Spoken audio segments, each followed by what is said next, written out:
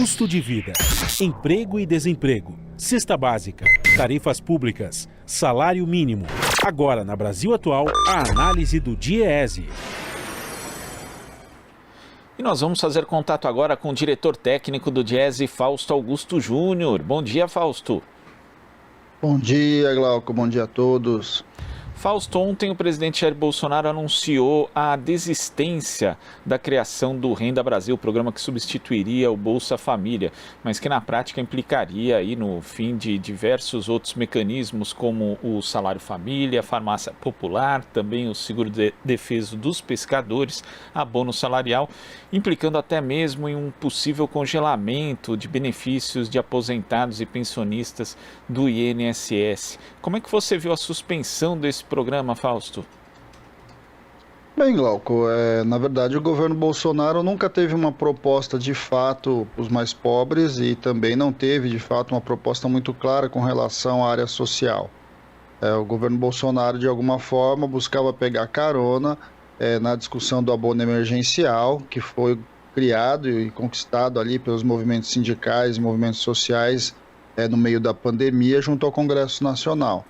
Vamos lembrar que desde o início o que a gente tinha assistido é que o governo Bolsonaro se recusava a fazer de fato a discussão sobre o abono emergencial e uma vez forçado a fazer essa discussão, porque essa discussão avançou por dentro do Congresso, ele acabou definindo ali um valor de R$200 que depois, mais uma vez, o Congresso Nacional elevou ele para 500 e depois 600 na negociação ali com a área econômica. Ficou muito claro ali que de alguma forma o governo não tinha nenhum compromisso naquele momento com essa questão aí de garantir alguma renda básica para os trabalhadores. O que se viu depois foi que o próprio sucesso do programa, a própria necessidade de fato que foi apontada pela pandemia, da manutenção do abono, da sua continuidade de alguma forma, foi empurrando o governo Bolsonaro a tentar construir uma proposta em meio à sua proposta de retirada de direitos, em grande medida. Agora nós temos uma MP que prorrogou e reduziu pela metade o abono emergencial. A princípio, a Câmara tem que votar essa MP, ou pode deixar ela extinguir, né, porque aí vai dar mais ou menos o final do ano, que é o tempo que o governo quer que o abono emergencial fique, e não temos nada depois, né? Ou seja, provavelmente a proposta do governo, então, é que a partir de janeiro o abono emergencial seja extinto e nada seja colocado no seu lugar. De fato, a gente vai vendo aí como que o governo não tem proposta sobre isso. De fato, não faz parte da sua estratégia. A sua estratégia passa, em grande medida, muito mais pelas reformas, muito mais pela retirada dos direitos, muito mais nessa ideia do trabalhador que tem que escolher entre direitos e emprego, como o governo já falou várias vezes, do que, de fato, enfrentar a mazela da desigualdade social e da extrema pobreza no Brasil. Ele afirma na continuidade do Bolsa Família, mas a gente sabe que pós-pandemia é importante que o Bolsa Família seja de alguma forma ampliado, seja de alguma forma recolocado aí em outros patamares, uma vez que é bom lembrar que o Bolsa Família é um programa que ele é transitório, ele vai caminhando para uma renda básica de cidadania. Esse era o projeto original, mas esse nunca foi o projeto do governo Bolsonaro.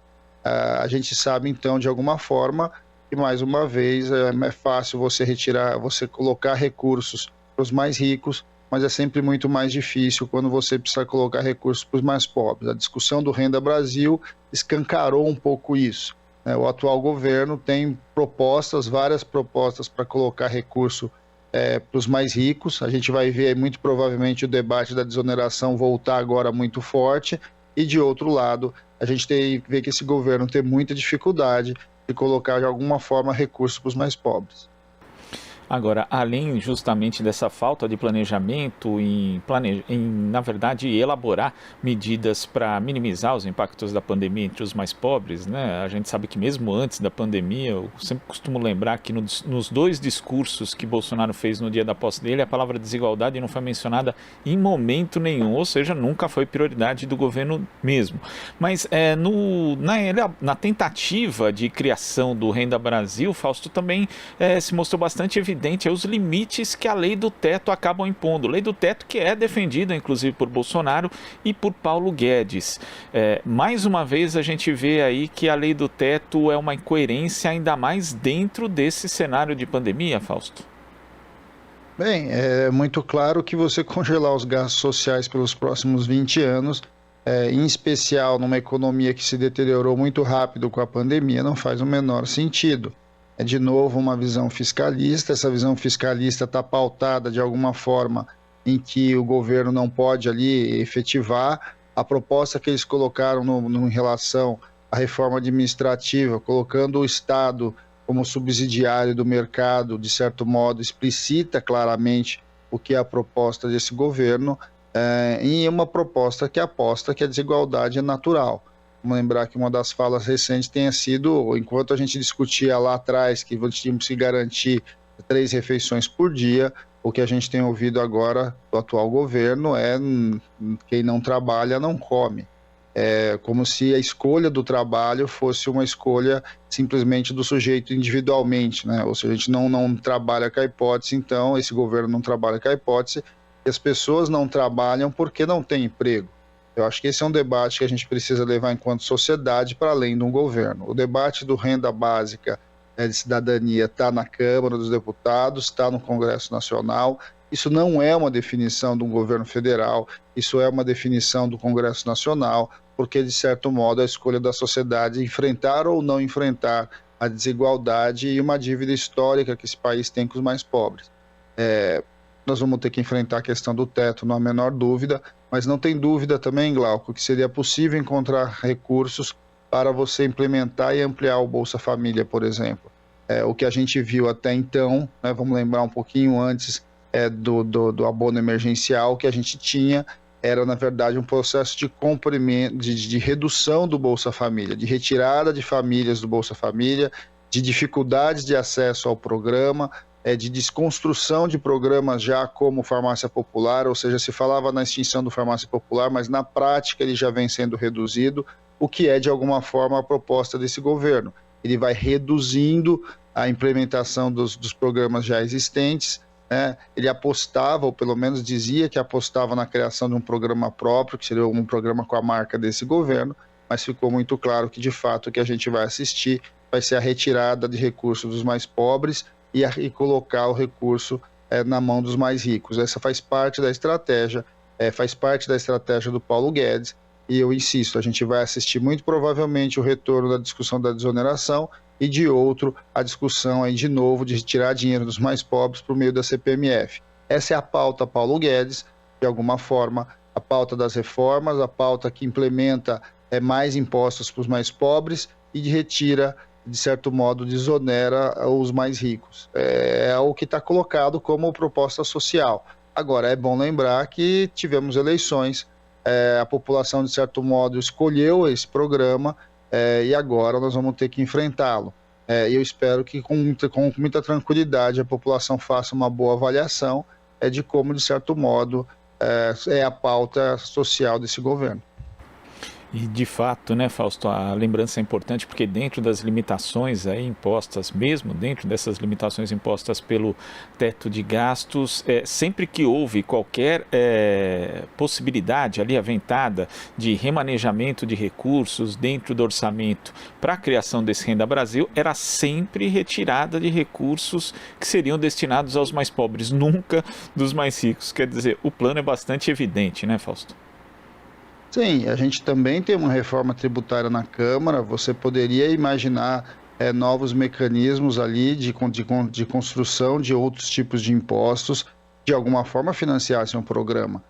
Ou seja, um programa de distribuição de renda pode passar pela desoneração, pela oneração, né, pela criação de impostos sobre os mais ricos, seja um imposto sobre as grandes fortunas, sobre o imposto de renda, sobre as altas rendas, mas nada disso foi colocado. Vamos lembrar que em momento algum o grupo ali do Paulo Guedes pensou em construir algum tipo de mecanismo de arrecadação que incidisse sobre a parte mais alta da sociedade.